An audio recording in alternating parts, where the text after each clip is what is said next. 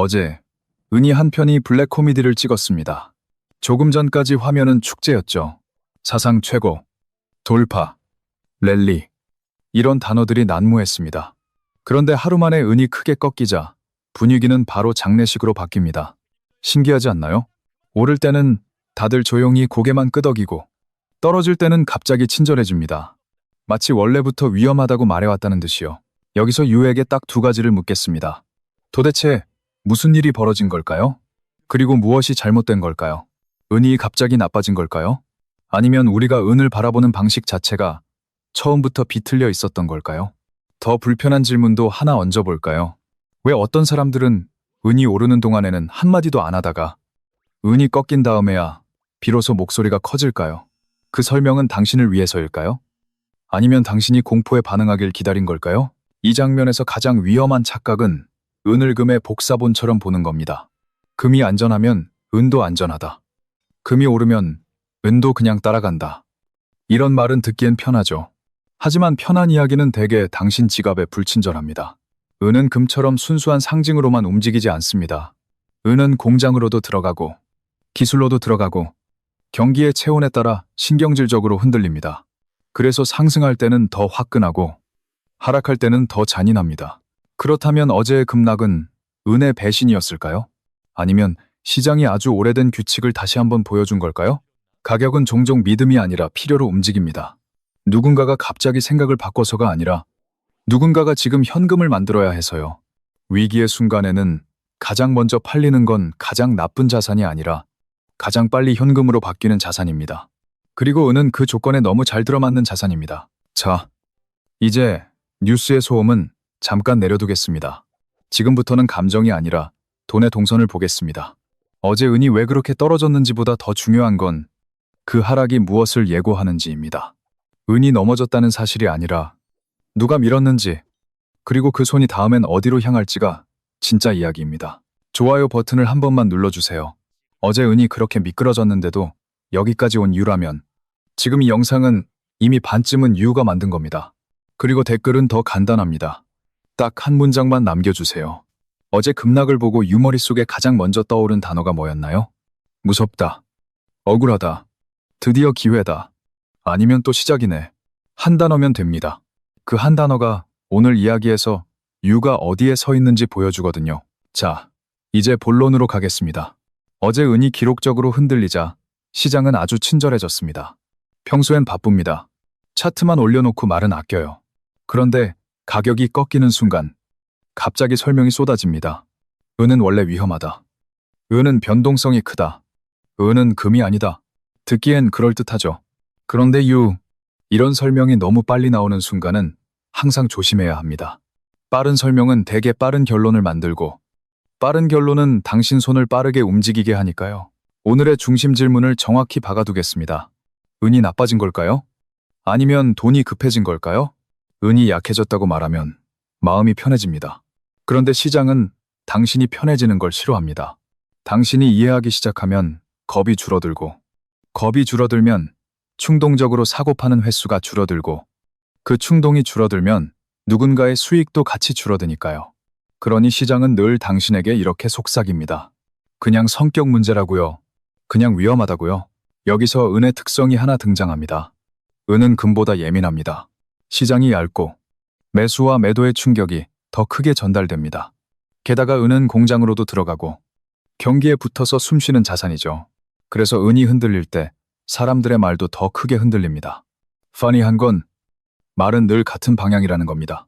오를 때는 늦었다고 하고 떨어질 때는 위험하다고 합니다.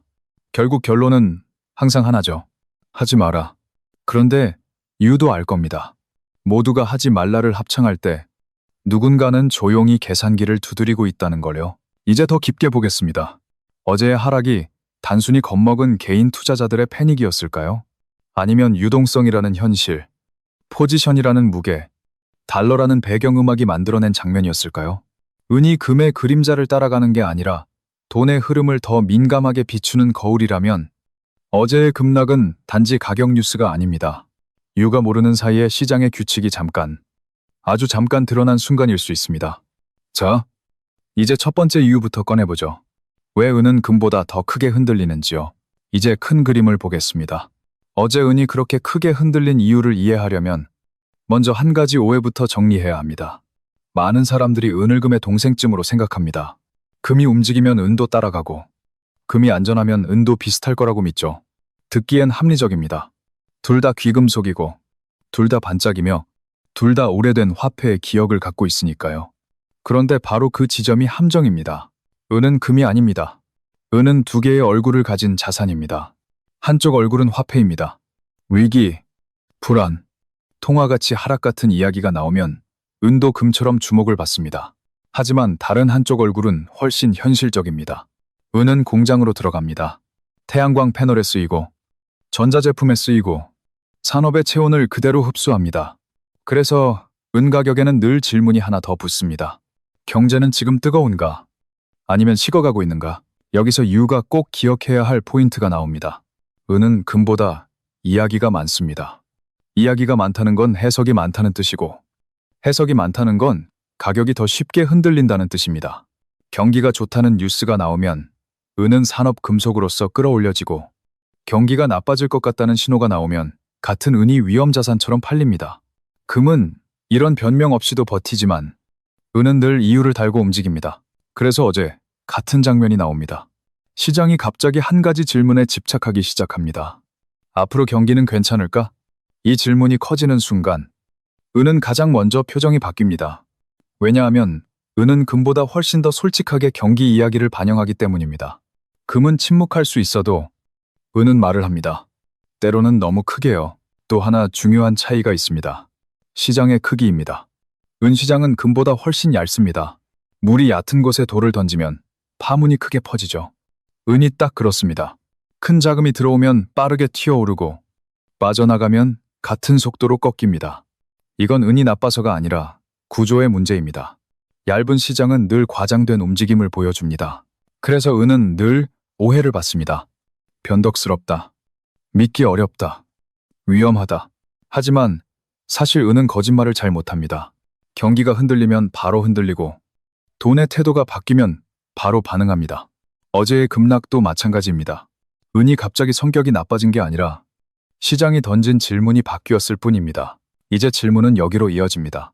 만약 은이 이런 자산이라면 어제의 하락은 정말 공포 때문이었을까요?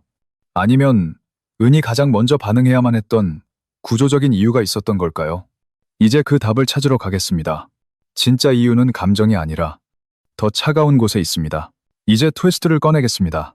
어제 은이 떨어진 이유를 은의 성격이나 공포로만 설명하면 절반만 보는 겁니다. 진짜 장면은 다른 곳에서 시작됩니다. 시장에서 가장 무서운 순간은 사람들이 겁을 먹는 순간이 아니라 돈이 갑자기 바빠지는 순간입니다. 돈이 바빠지면 감정은 뒤로 밀리고 계산이 앞으로 나옵니다. 그리고 그 계산은 한 문장으로 끝납니다. 지금 당장 현금이 필요하다. 유에게 아주 쉬운 그림을 하나 그려보죠. 어떤 큰 투자자가 있습니다. 주식도 들고 있고 채권도 들고 있고 파생상품도 섞여 있습니다. 그런데 갑자기 시장이 흔들리면 그 투자자는 아름다운 장기 전망 같은 걸 생각할 여유가 없습니다. 손에 쥔 포지션이 흔들릴 때 가장 먼저 날아오는 건 철학이 아니라 통지서입니다. 추가 증거금, 마진콜, 담보 부족, 이런 단어들이죠. 이때 사람은 뭘 하게 될까요? 믿음이 강한 자산을 팔까요? 아니면 지금 당장 팔 수 있는 자산을 팔까요? 정답은 너무 현실적입니다. 팔리는 걸 팝니다. 그리고 빨리 팔리는 걸 먼저 팝니다. 여기서 은이 딱 걸립니다. 은은 금보다 시장이 얇고 거래가 빠르고 가격 변동이 커서 현금화가 쉽습니다. 말이 이상하죠? 변동이 큰데 왜 쉽냐고요? 변동이 크다는 건 그만큼 거래가 활발한 구간이 있다는 뜻입니다. 가격이 출렁일 때는 수요도 공급도 몰려들고 그 틈을 타서 큰 돈은 빠르게 출구를 찾습니다. 그러니 위기 초반에 은이 먼저 맞는 건 은이 약해서가 아니라 은이 유동성으로 쓰이기 때문입니다. 그리고 이 장면은 늘 같은 배경음악을 깔고 들어옵니다. 달러와 금리입니다. 달러가 강해지고 채권 금리가 튀면 시장은 한 번 더 차갑게 계산합니다. 달러가 비싸진다는 건 달러로 가격이 매겨지는 자산들이 전반적으로 숨이 막힌다는 뜻입니다.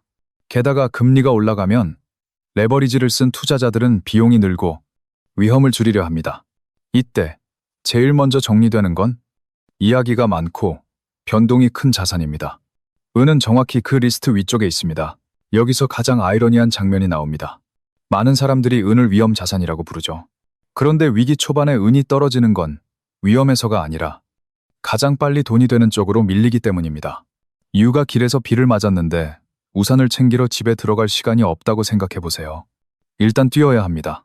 위기 초반의 시장은 딱 그 상태입니다. 모두가 뛰어야 하니 들고 있는 것 중에서 가장 빨리 가벼워질 수 있는 걸 내려놓습니다. 그게 은이 될 수 있는 겁니다. 그래서 어제의 급락을 이렇게 다시 읽어야 합니다. 은이 무너졌다가 아니라 시장이 한꺼번에 현금을 만들기 시작했다.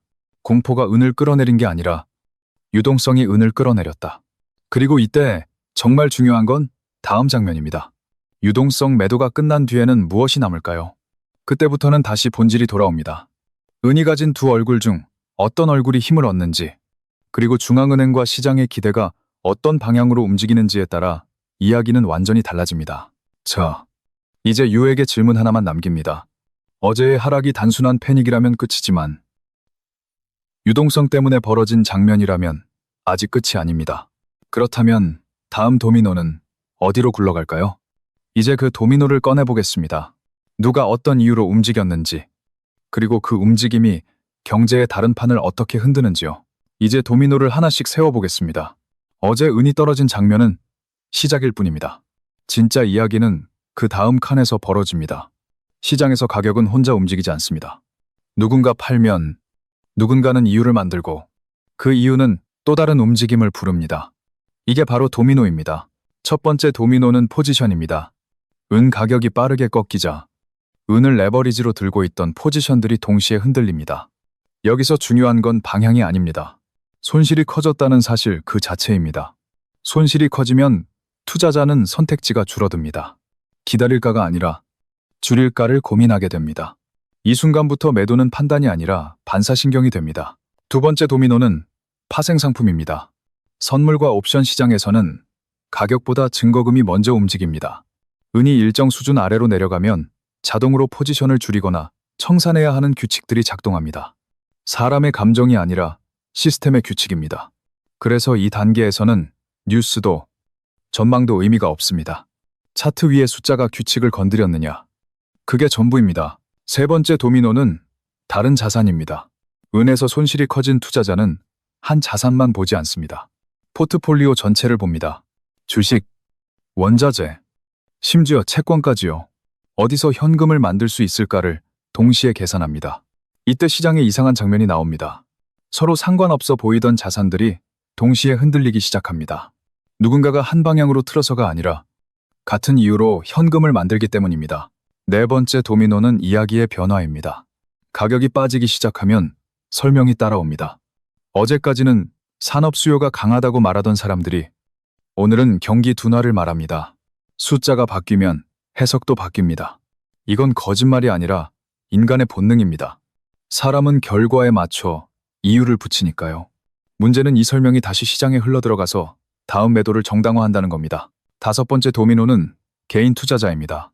이 단계에서 유 같은 사람들의 화면이 빨갛게 물들기 시작합니다. 뉴스, 커뮤니티, 알림이 동시에 울립니다. 여기서 가장 많이 나오는 질문은 이겁니다. 더 떨어질까요? 지금 나가야 하나요? 그런데 이 질문 자체가 이미 도미노 안에 들어왔다는 신호입니다. 질문이 나오기 시작하면 시장은 이미 한 바퀴를 돌았습니다. 여기서 잠깐 멈춰보죠.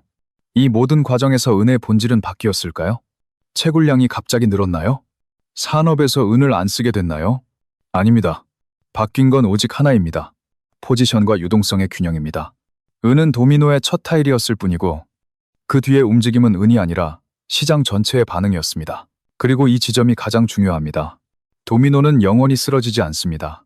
어느 순간 바닥에 닿습니다. 레버리지가 줄고 강제 청산이 끝나고 현금이 필요한 사람들의 손이 멈추면 시장은 갑자기 조용해집니다. 그때부터는 다시 질문이 바뀝니다. 이제 남아있는 사람들은 누군가요? 그리고 그들은 무엇을 보고 있을까요? 바로 여기서 시선이 바뀝니다. 단기적인 공포에서 중기적인 구조로요. 은이 다시 오를지 말지를 떠나서 은이 왜 항상 이런 국면에서 가장 먼저 흔들리는지, 그리고 그 흔들림이 다른 자산보다 먼저 나타난다는 사실이 무엇을 말해주는지 말입니다. 은은 도미노의 피해자이면서 동시에 신호등입니다. 시장이 어디로 향하는지를 가장 먼저 깜빡이는 자산이기 때문입니다. 이제 다음 단계로 가겠습니다. 이런 도미노 속에서 U는 무엇을 봐야 할까요? 가격 말고, 헤드라인 말고 진짜로 확인해야 할 체크리스트가 있습니다. 다음 파트에서는 그걸 아주 현실적인 언어로 정리해 보겠습니다. 이제 U가 가장 궁금해할 파트로 가겠습니다. 이런 도미노 속에서 도대체 뭘 봐야 할까요? 가격을 봐야 할까요? 뉴스 헤드라인을 봐야 할까요? 아니면 전문가들의 단정적인 말들을 믿어야 할까요? 솔직히 말하면 그 셋 다 아닙니다. 그걸 보고 있으면 U는 항상 한 박자 늦어집니다. 첫 번째 체크 포인트는 가격이 아니라 속도입니다. 은이 떨어졌다는 사실보다 중요한 건 얼마나 빠르게 떨어졌느냐입니다. 천천히 흘러내리는 하락은 구조 변화일 가능성이 크고, 짧은 시간에 급격히 꺾이는 움직임은 유동성 문제일 가능성이 큽니다. 어제 같은 장면은 후자에 가깝습니다. 속도가 빠를수록 그 안에는 공포보다 규칙이 많습니다. 두 번째는 거래량입니다. 가격이 내려가는데 거래량이 동시에 폭증한다면 누군가가 크게 정리하고 있다는 뜻입니다. 반대로 가격은 흔들리는데 거래량이 줄어들기 시작하면 이미 팔 사람은 많이 팔았다는 신호일 수 있습니다. 시장은 늘 말보다 먼저 숫자로 힌트를 줍니다. 문제는 우리가 그 힌트를 너무 늦게 본다는 거죠. 세 번째는 달러입니다. 은 이야기를 하면서 달러를 빼놓는 순간 퍼즐은 깨집니다. 달러가 강해지는 구간에서는 은이 편하지 않습니다. 반대로 달러의 힘이 약해질 조짐이 보이면 은의 표정은 달라지기 시작합니다. 이유가 은 차트를 보기 전에 달러 차트를 한 번 더 보는 습관을 들인다면 이미 많은 사람들보다 앞서 있는 겁니다. 네 번째는 금리와 기대입니다. 지금 금리가 얼마냐보다 더 중요한 건 앞으로 어떻게 될 거라고 시장이 믿고 있느냐입니다. 은은 현실보다 기대에 더 민감하게 반응합니다. 금리가 높아도 내려갈 거라는 기대가 커지면 은은 먼저 움직이고, 반대로 금리가 낮아도 더 올라갈 거라는 공포가 커지면 은은 다시 흔들립니다. 그래서 은은 늘 현재보다 미래를 먼저 가격에 반영합니다. 다섯 번째는 당신 자신입니다. 이 체크리스트 중 가장 어려운 항목이죠. U가 가격을 보고 바로 손이 근질거린다면 지금은 정보를 모을 시간이지 결론을 내릴 시간은 아닙니다. 시장은 항상 U가 급할 때 결정을 하게 만듭니다. 급할수록 실수는 정직해집니다. 아무것도 안 하는 것도 전략이라는 말이 괜히 나온 게 아닙니다. 마지막으로 꼭 기억해야 할 한 문장이 있습니다. 은은 방향을 알려주는 자산이 아니라 속도를 알려주는 자산입니다. 은이 먼저 흔들릴 때 시장은 이미 어디론가 움직이고 있습니다. 그 방향이 맞는지 틀린지는 나중 문제입니다. 중요한 건 U가 그 움직임을 인식하고 있느냐입니다. 이 체크리스트의 목적은 하나입니다. U가 시장에 끌려다니지 않게 만드는 것. 은이 흔들릴 때마다 겁먹거나 흥분하지 않고 한 걸음 떨어져서 구조를 보게 만드는 것입니다. 그러면 시장은 여전히 무섭지만 적어도 U를 놀라게 하지는 못합니다. 이제 마지막으로 남은 이야기가 하나 있습니다. 이 모든 흔들림이 끝난 뒤 은은 무엇을 남길까요? 그리고 이 장면이 우리에게 어떤 경고를 던지고 있는지요? 이제 결말로 가겠습니다. 이제 마지막 장면입니다. 어제 은이 크게 흔들린 뒤에 많은 사람들은 이렇게 말하고 싶어집니다. 끝났다. 위험했다. 다행히 피했다. 그런데 시장은 결말을 그렇게 쉽게 주지 않습니다. 시장에서 가장 위험한 순간은 폭락 그 자체가 아니라 폭락을 보고 우리가 너무 빨리 의미를 확정해버리는 순간입니다. U가 어제의 한 장면만 보고 은의 미래를 단정해버리면 그 단정은 언젠가 다시 U의 지갑을 공격할 겁니다. 여기서 우리가 가져가야 할 결론은 단순합니다. 은은 안전자산이 아니라 보험이라는 말조차 완벽하지 않습니다. 은은 그보다 더 솔직한 존재입니다. 은은 경기와 돈의 태도가 바뀌는 순간을 가장 먼저 들켜버리는 경보기입니다. 그래서 은이 흔들릴 때는 은이 문제라기보다 우리가 살고 있는 시스템이 지금 어떤 온도로 움직이는지를 먼저 의심해야 합니다. 어제의 급락을 다시 한 문장으로 바꿔보죠. 은이 무너진 게 아니라 시장이 한꺼번에 현금을 만들기 시작했다. 그리고 그 현금 만들기는 종종 더 큰 이야기의 예고편이 됩니다. 경제가 정말로 둔화 쪽으로 기울고 있는지 혹은 단지 포지션이 과열됐다가 식는 과정인지 그 구분은 시간이 해줍니다. 하지만 신호는 먼저 옵니다. 은 같은 자산이 먼저 흔들리면서요. 그렇다면 유에게 가장 현실적인 질문이 남습니다. 우리는 어떻게 살아남을까요? 답은 멋있지 않습니다. 단 한 번의 완벽한 매수 매도를 노리는 게 아니라 흔들림 속에서도 생존 확률을 올리는 겁니다. 어제처럼 급락이 나오면 사람들은 두 가지 극단으로 뛰어갑니다. 전부 던지고 도망치거나 전부 걸고 복수하러 들어가거나. 시장은 이 두 사람을 가장 사랑합니다. 왜냐하면 둘 다 감정으로 움직이니까요. 반면 시장이 가장 싫어하는 사람은 이런 사람입니다. 속도를 보고, 달러를 보고, 금리 기대를 보고, 거래량을 보고, 그리고 자신의 손이 급해지는지부터 확인하는 사람. 시장은 그런 사람을 놀라게 만들기 어렵습니다. 그리고 여기서 아주 중요한 반전 하나를 남기겠습니다. 은은 흔들릴수록 더 많은 사람에게 미움을 받지만 동시에 더 많은 힌트를 제공합니다. 오를 때는 다들 천재가 되고 떨어질 때는 다들 피해자가 됩니다. 그런데 진짜 이익은 천재도 피해자도 아닌 힌트를 읽는 사람에게 갑니다. 어제의 장면도 마찬가지입니다. 유가 느낀 공포가 틀린 게 아닙니다. 다만 그 공포를 결론으로 바꾸는 순간 공포는 당신을 조종하는 사람이 됩니다. 마지막으로 한 가지를 약속드리죠. 이 영상의 목적은 은을 찬양하거나 겁주려는 게 아닙니다. 은은 그 자체로 답이 아니라 질문을 던지는 존재입니다. 그리고 그 질문은 이렇게 바뀝니다. 지금 시장은 위험한가가 아니라 지금 시장은 어떤 방식으로 돈을 재배치하고 있는가? 어제 은이 꺾인 이유를 이해했다면 이유는 다음에 같은 장면이 와도 덜 흔들릴 겁니다. 완벽해서가 아니라 준비가 되어 있으니까요. 자, 이제 결말입니다. 은의 급락은 끝이 아닐 수 있습니다. 하지만 더 중요한 건 이것입니다. 그 급락이 우리에게 보여준 건 가격이 아니라 구조입니다. 그리고 구조를 이해한 사람은 시장이 장난을 쳐도 쉽게 넘어지지 않습니다. 이제 유에게 질문 하나만 남기겠습니다. 만약 은이 단지 공포의 자산이 아니라 돈의 흐름을 먼저 비추는 거울이라면 다음으로 그 거울이 비추게 될 장면은 무엇일까요? 그 장면은 은이 아니라 우리 지갑과 직결된 더 큰 파도일지도 모릅니다. 그 파도를 미리 읽는 법. 다음 영상에서 더 깊게 파보겠습니다.